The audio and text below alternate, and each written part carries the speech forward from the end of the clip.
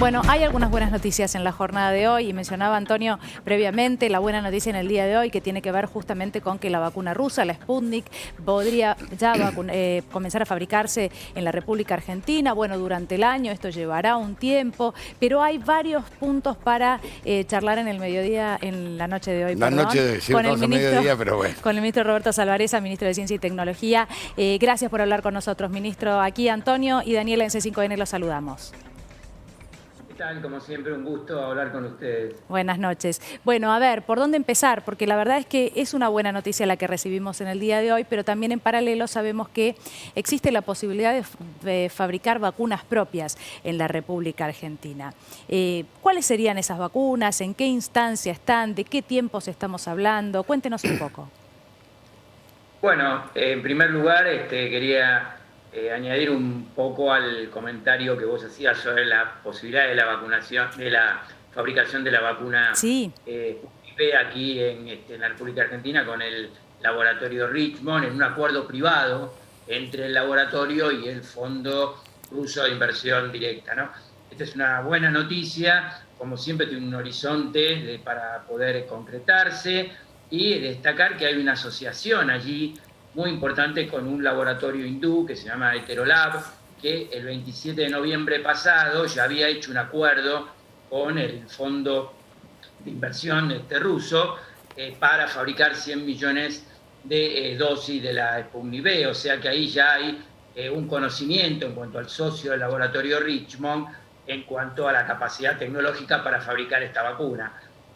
Obviamente es un acuerdo preliminar y privado y que se está trabajando entre las partes. Después tenemos también, que ahora pasando a la segunda parte de tu pregunta, tenemos algunos desarrollos que se están llevando a cabo en el país, están en estado preclínico, hay que empujarlos para que vayan a fase 1. Uno que está avanzado es el de la Universidad de San Martín con el CONICET, con la doctora Juliana Casataro.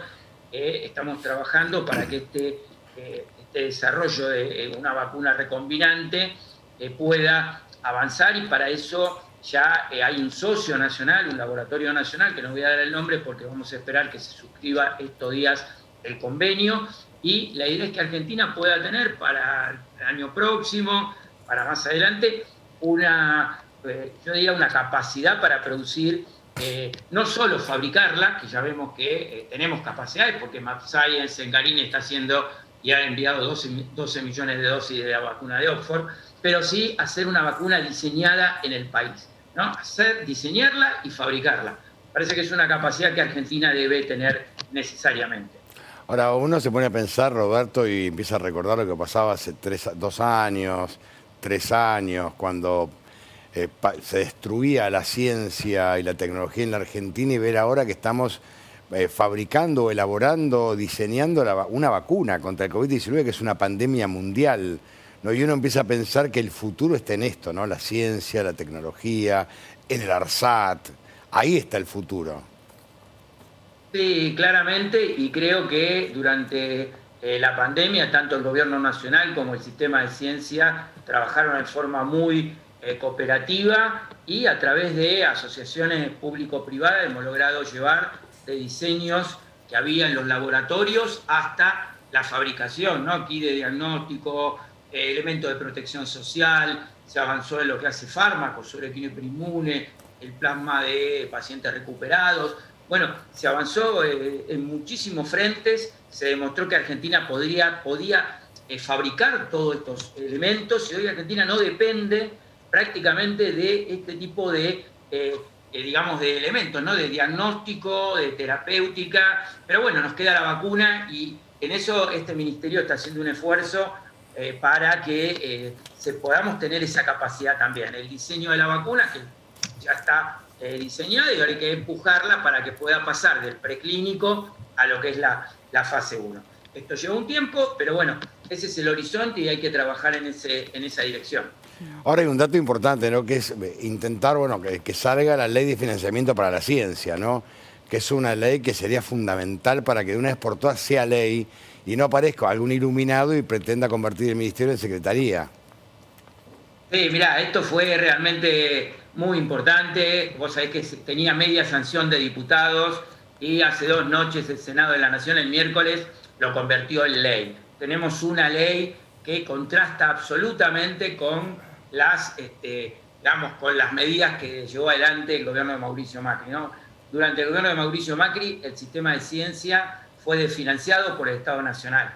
Bajamos del 0,35 el porcentaje del PBI que había en el año 2015 en el presupuesto nacional al solo 0,23. Y ahora, en la ley que acaba de sancionar el Senado, lo que se plantea es que el Estado, ¿no? Solo la parte del Estado, no hablamos de la parte privada, solo el Estado vaya avanzando para que a finales de esta década tengamos el 1% del PBI garantizado desde el Estado Nacional.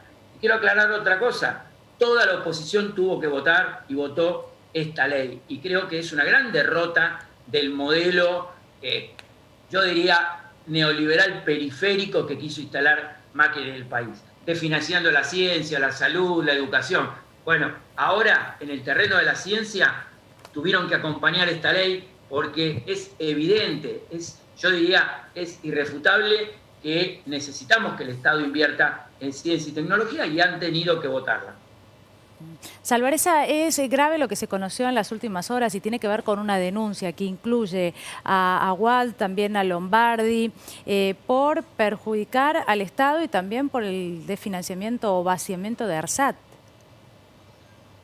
Sí, claramente. Ustedes saben que durante toda la gestión de Macri, todo el sector, yo hablaba del tema de ciencia, que ahora se repara con una ley a largo plazo, votada por todos, pero hemos tenido retrocesos tecnológicos muy importantes, ¿no?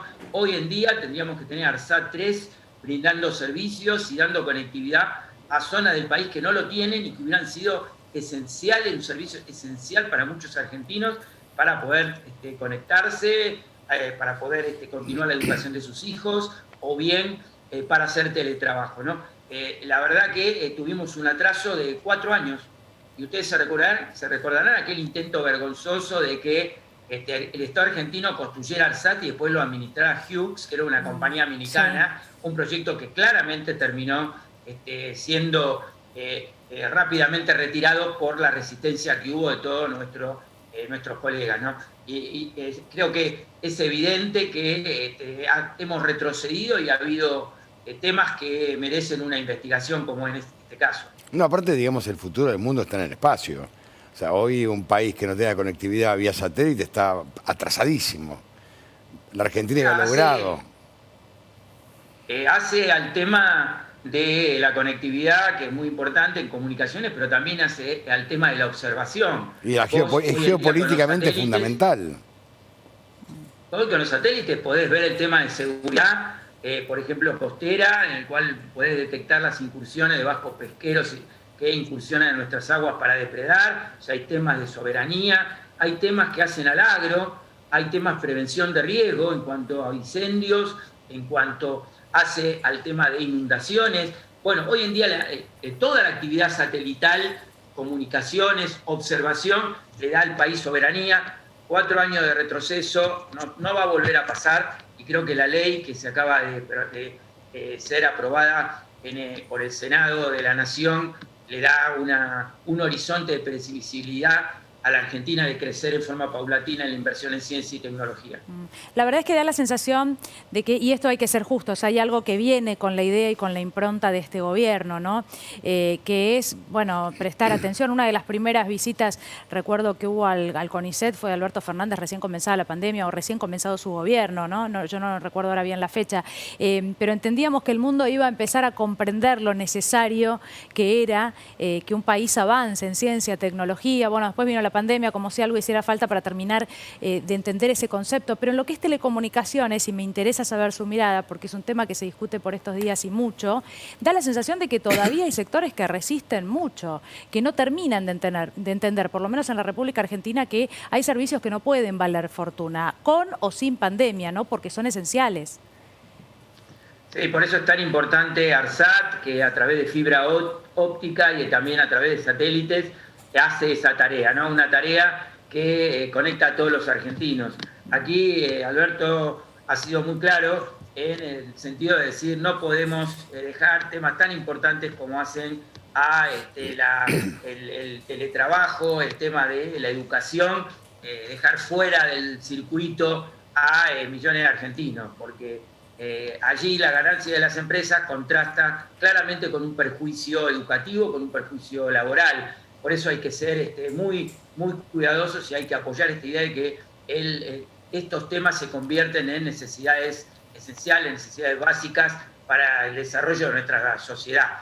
Me parece que es una disputa que hay que dar para poder consolidar esta idea que la tecnología, un viejo derecho humano, ¿no? Porque en el año 1949 la ONU estableció como derecho humano el acceso a la ciencia y la tecnología. Y lo que estamos defendiendo es eso. Pero aparte, cualquier país que quiera crecer necesita controlar y manejar en parte las telecomunicaciones. Las regula, es la relación entre privados que regula el Estado. Esto es fundamental. Quien no lo entienda no comprende cómo funciona el sistema público acá, en Europa, en Estados Unidos, donde fuese. Y de ella, todas las áreas tecnológicas, el Estado es el emprendedor, aquel que pone, aquel que empuja para que se tome el riesgo, ¿no? Y luego el sector privado termina transformándolo, produciéndolo, pero siempre debido a ese rol que tiene el Estado de inversor y de promotor de este tipo de desarrollos, tiene que ser un regulador y tiene que ser aquel que garantice los derechos para todos. Esto creo que ha sido siempre la filosofía de nuestros gobiernos y en contraposición con aquellos gobiernos que creen que el Estado se tiene que ir achicando para dejar, como dicen ellos, el libre juego del mercado. Esto sabemos a qué conduce la Argentina y creo que gran parte del mundo sabe los prejuicios que ha acarreado y me parece que la pandemia con el Estado garantizando, yo diría, garantizando todo lo que hace a la seguridad sanitaria, ha sido una enseñanza que no nos vamos a olvidar. Roberto, te mandamos un fuerte abrazo. Muchísimas gracias, como siempre. No, por favor, muchas gracias a ustedes. Buenas noches. Buenas noches.